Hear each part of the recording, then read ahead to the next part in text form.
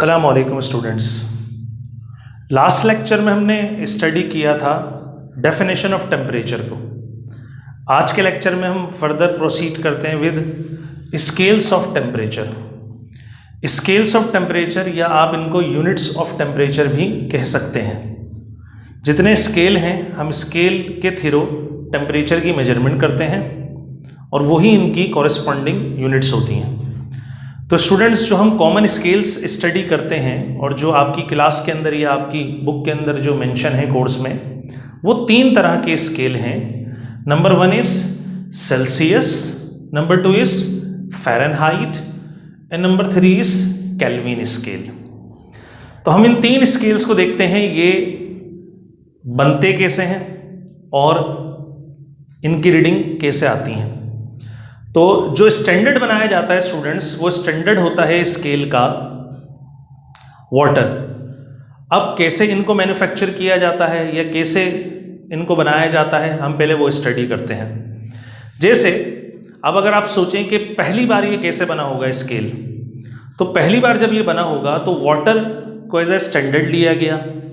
इन तीनों ने, सेल्सियस ने, फ़ारेनहाइट ने और केल्विन ने, इन तीनों ने फ्रीजिंग वाटर को और बॉइलिंग वाटर के अंदर इन स्केल्स को डिप कर दिया। डिप करने के बाद जब इन्होंने जमे हुए पानी में या फ्रीजिंग वाटर में इसको डिप करा, आप आइस कह सकते हैं, तो एक स्केल के ऊपर एक मार्क मेंशन कर दिया। सेल्सियस ने उस मार्क को 0 काउंट किया, फ़ारेनहाइट ने उस मार्क को 32 काउंट किया और केल्विन ने उस मार्क को 273 केल्विन काउंट किया। अब इन्हीं स्केल्स को उठाकर रख दिया गया बॉइलिंग पॉइंट में। तो आप जानते हैं इनके अंदर जो मरकरी होती है, जैसे ही बॉइलिंग पॉइंट में रखा जाएगा तो मरकरी राइज करेगी स्टूडेंट्स। तो उस मरकरी ने राइज किया और राइज कर कर एक पॉइंट पर स्टीडी स्टेट में आ गई या रुक गई।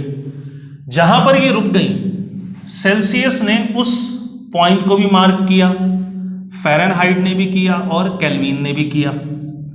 तो इन्होंने जो अपर मार्क था उसको नाम दिया 100 डिग्री का, फ़ारेनहाइट ने मार्क को नाम दिया 212 फ़ारेनहाइट का और केल्विन ने उसको मार्क को नाम दिया 373 केल्विन का। मतलब ये मार्क जब आ गए, इनको कहते क्या हैं, क्योंकि ये लोअर मार्क्स हैं तो इनको कहा जाता है लोअर फिक्स पॉइंट, और जो अपर मार्क हैं उनको कहा जाता है अपर फिक्स पॉइंट।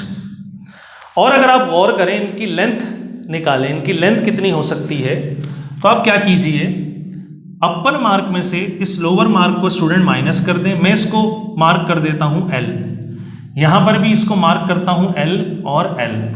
मतलब आप कह सकते हैं कि जो मरकरी राइज हुआ वो एक सर्टेन लेवल तक पहुंचा। अगर ये तीनों स्केल्स आइडेंटिकल होंगे तो उनकी हाइट मैंने मार्क कर दी क्या है स्टूडेंट्स, L। अब अगर आप इनके डिवीजन निकालना चाहते हैं तो इनके डिवीजन कैसे निकलेंगे? इनके डिवीजन स्टूडेंट आप निकाल सकते हैं। अगर मैं ये L या हाइट निकालूं तो आप सेल्सियस की डिवीजन कैसे निकालेंगे? आप 100 - 0 कर दीजिए। इसी तरह अगर आपको यही L कैलकुलेट करना है फ़ारेनहाइट में, इस हाइट को, तो आप 212 माइनस कर दीजिए 32। इसी तरह अगर आपको केल्विन में इसको कैलकुलेट करना है हाइट को, तो आप स्टूडेंट 373 में से माइनस कर दीजिए 273, तो ये केल्विन में आ जाएगा आपके पास। तो ये आपके पास आ जाएंगी टोटल हाइट। टोटल हाइट तीनों की सेम होगी। मतलब जब बॉइलिंग पॉइंट, बॉइलिंग वाटर के अंदर इनको रखा गया होगा, क्योंकि इनकी कैपिलरी, इनकी ट्यूब सब आइडेंटिकल हैं। अगर मरकरी फिल है और सबकी नेचर एक जैसी है तो मरकरी का लेवल सबके अंदर एक जैसा राइज हुआ होगा।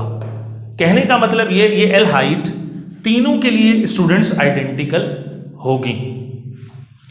अब हम सपोज कर लेते हैं कि हमारे पास फ्रीजिंग वाटर नहीं है, मतलब आइस नहीं है, या बॉइलिंग वाटर नहीं है, हमारे पास वाटर है एट सर्टेन टेम्परेचर, या कोई भी चीज़ है जो सर्टेन टेम्परेचर पर है, मतलब कि वो 0 से अपर पर है और 100 से लोअर पर है, तो फिर इनका मरकरी लेवल कितना राइज करेगा। ठीक, तो मैं सपोज कर लेता हूं स्टूडेंट कि इनका मरकरी लेवल इस पॉइंट तक राइज कर रहा है। जो पॉइंट पहले था, टोटल हाइट वो थी स्टूडेंट्स L, अब जो मरकरी लेवल राइज कर रहा है वो है, सपोज कर लें X, और मुझे ये X लेवल मालूम नहीं है, तो अब मैं X लेवल कैसे मालूम कर सकता हूं तीनों का।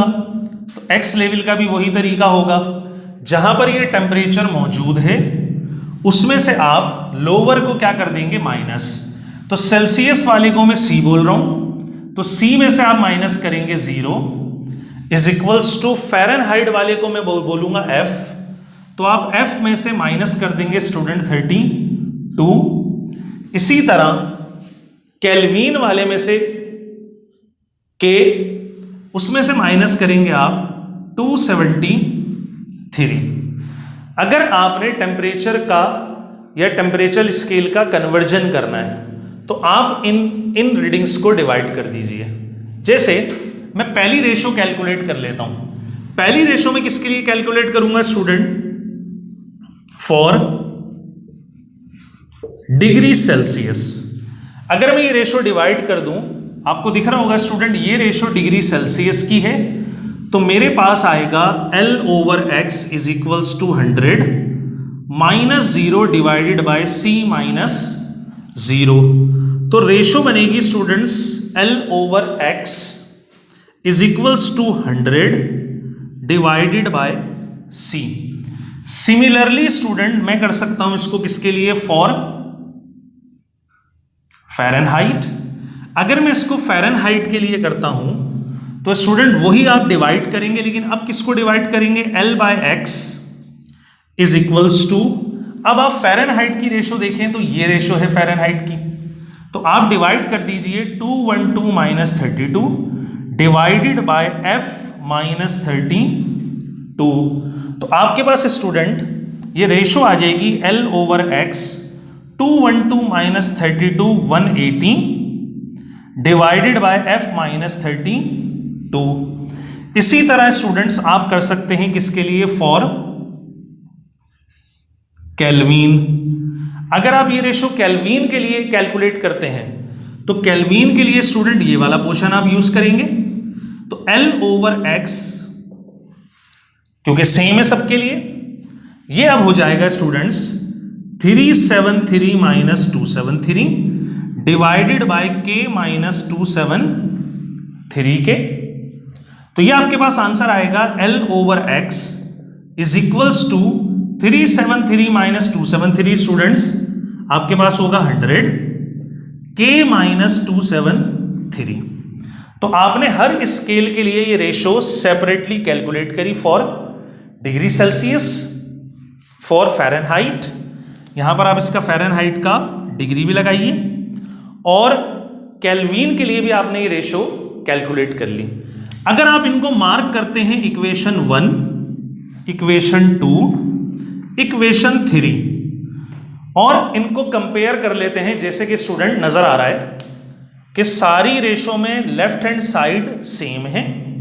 अगर आप कंपेयर करते हैं कोई भी दो इक्वेशन तो आप इजीली एक स्केल की रीडिंग को दूसरी स्केल की रीडिंग में कन्वर्ट कर सकते हैं। तो नेक्स्ट स्टेप में हम क्या करेंगे, नेक्स्ट स्टेप में हम इनको कन्वर्जन की तरफ जाएंगे।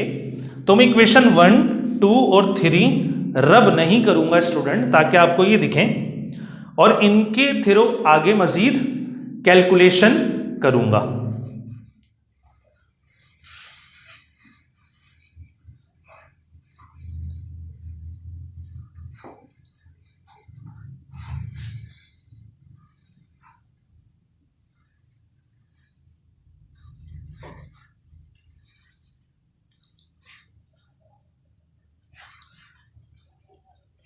तो स्टूडेंट्स अगर हमें केल्विन सेल्सियस एंड फ़ारेनहाइट का कन्वर्जन करना है तो हम सेल्सियस और फ़ारेनहाइट की इक्वेशंस को कंपेयर कर लेंगे। जैसे कि आप देख सकते हैं इक्वेशन 1, इसमें सेल्सियस डिग्री सेल्सियस है और इक्वेशन 2 फ़ारेनहाइट है और बोथ साइड दोनों की लेफ्ट साइड सेम है।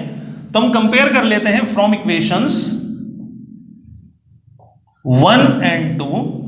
अगर आप इक्वेशन 1 और 2 को देखें तो left side L over x same है, तो आप इसको कंपेयर करिए, ये हो जाएगी 100 over degree Celsius is equals to 180 over Fahrenheit -32। और अगर स्टूडेंट रिलेशन निकालना है आपने तो आप इसको क्रॉस मल्टीप्लाई कर दीजिए, या आप पहले ये कर सकते हैं कि ये 0 और 0 कैंसिल हो जाएगा और 2 5 10 और 2 9 18 ये भी कैंसिलेशन हो सकती है। तो ये हो जाएगा 5 ओवर डिग्री 9 ओवर फ़ारेनहाइट -32। और अगर आपको किसी एक स्केल की रीडिंग चाहिए तो आप इसको क्रॉस मल्टीप्लाई कीजिए। तो क्रॉस मल्टीप्लाई के बाद आप देखेंगे ये हो जाएगा 5 Fahrenheit -32 9 degree Celsius. Last step करूंगा स्टूडेंट, 9 लेफ्ट पर लाके आप डिवाइड करेंगे तो डिग्री सेल्सियस आ जाएगा 5 ओवर 9 इंटू फ़ारेनहाइट -32। इस फॉर्मूले के थ्रू अगर आपको सेल्सियस में कोई रीडिंग दी जाती है तो आप फ़ारेनहाइट में कन्वर्ट कर सकते हैं, फ़ारेनहाइट में कोई रीडिंग दी जाती है तो आप किस में कन्वर्ट कर सकते हैं, सेल्सियस में कन्वर्ट कर सकते हैं। उम्मीद करता हूं स्टूडेंट यहां तक आपको लेक्चर समझ में आया होगा। यहीं से हम अगली बार कंटिन्यू करेंगे।